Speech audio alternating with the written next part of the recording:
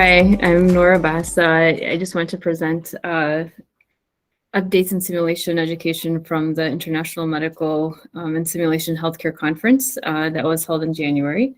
So they had a lot of ideas and a lot of vendors. My goodness, I'm still getting a lot of spam mail about like, hey, can you buy our like auscultation thing or can you do this? But a lot of good ideas that I just wanted to kind of briefly touch on. So some concepts introduced were communication skills and team building, which I think we could maybe even use in our July orientation if you guys think it's worth it.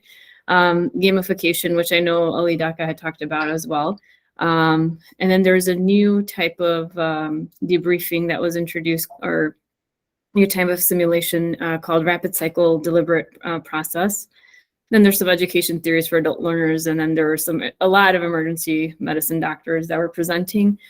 Some were like doing 3D printing out models so that you can print out your own model, to do an IO or to like a lateral canthotomy model. So a lot of different ideas that were presented, which was nice to see.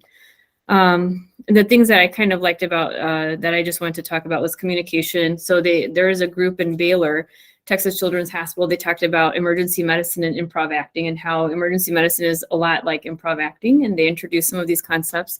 They said your med school is your training, simulation is a rehearsal, and then clinical practice is your performance.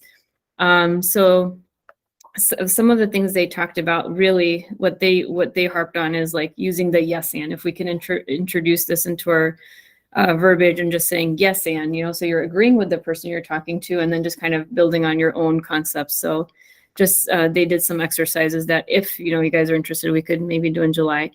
Some of the 5 basic improv techniques they talked about is be specific. So basically in medicine, you're the airway, you're this, or if you're on the stage, you kind of introduce yourself like, hey, like we're husband and wife in a colony on Mars or something. So you want to set the scene just based on your words. And in medicine, it's just kind of like, establishing your roles.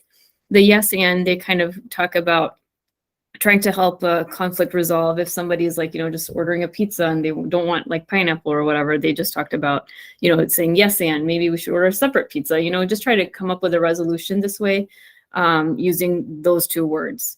So I thought that was the most helpful out of this. And they went through a couple of examples how to do this in medicine.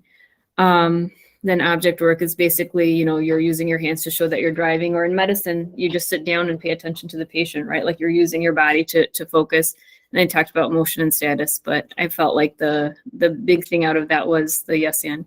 They also talked about further team building activities about like 1-word stories. So like, I would start off about like once, and then Paul would go, and then you just come up with a story, you know what I mean? And just see where it goes. And you time yourself 5 minutes and see what you can come up with.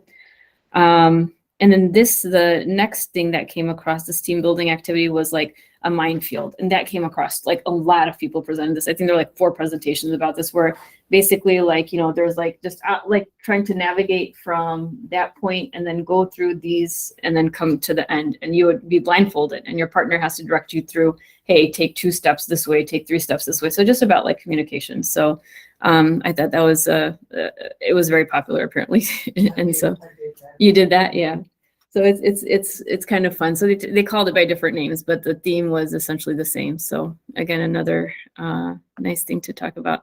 Then the gamification of education. There are a lot of like anesthesia presented a lot of escape rooms where you would have to get to the patient, to intubate them and save their airway. Like you had to do like these certain like, solve an AVG and then like get to the code for the airway cart, and then you would get the code for the airway cart, then you could get your tools, and then you could, go to the mannequin and intubate them. So, so it's some ideas.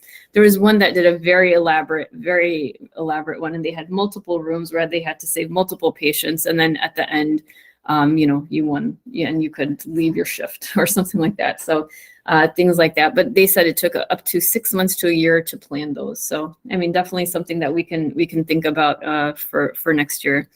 And then there are a lot of virtual reality companies that were literally gaming companies and writing software for medical education. I think more used for like surgery. I don't know how we could incorporate that into the emergency, medicine thing, but just concepts that were presented.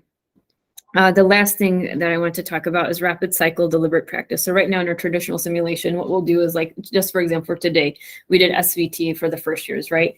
So like I'm in the room and I'm letting them do their mistakes, right? Like some of them didn't recognize it was SVT. They're trying to give Tylenol, they're trying to give fluids, they're trying to do this, right? And I'm like, okay, just letting them do this. So in this rapid cycle deliberate practice, it's majorly used for code type scenarios. So I guess in this situation, we could have done it where you start the simulation as soon as an error is identified, like they didn't hook the patient up to the monitor. You stop, you correct the error, you do a micro debrief and be like, hey, hook them up to the monitor, tell them what to do, show them how it's done, and then you restart the whole thing over again. So like maybe you're like right at the end and they make a mistake, you got to do the whole thing over again. And then, so that way just kind of keep rapid cycling so it gets ingrained in their memory, which is nice. And then the NRP is doing this a lot as well, like neonatal resuscitation programs are now switching over to this instead of doing the traditional way where you would just wait till the end and talk about all the things that could, be done differently. So those are some of the major things presented. It was very good. It was a lot of information there and a lot of people like presenting things, but those were the major things. So thanks.